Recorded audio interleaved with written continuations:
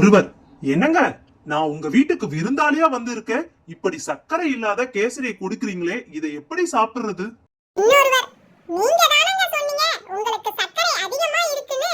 நான் சர்க்கரை இல்லாத கேசரியை கொடுத்தா நீங்களே கலந்துப்பீங்கன்னு நினைச்சேன்.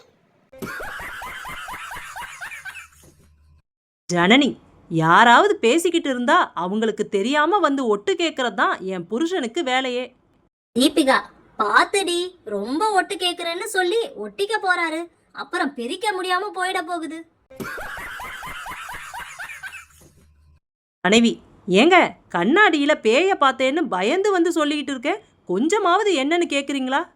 கணவன், காலையில விடிஞ்சதும் முகத்தை கண்ணாடியில போய் பார்க்காதுன்னு எத்தனை தடவை உங்ககிட்ட சொல்றது? கவிதா, நான் ஒன்னு சொன்னா 10 சொல்ற புருஷன் தாண்டி எனக்கு கிடைச்சிருக்கு. சுபா, நல்லது தானடி, நமக்கு 10 விஷயம் கிடைக்குதுல, அத நினைச்சு சந்தோஷப்படு. ஏனு, விலைவாசியெல்லாம் இப்படி ஏறிக்கிட்டே போனா எப்படித்தான் குழம்பு வைக்கிறது? கீதா, இதுக்கு ஏன் நீ கவலைப்படுற?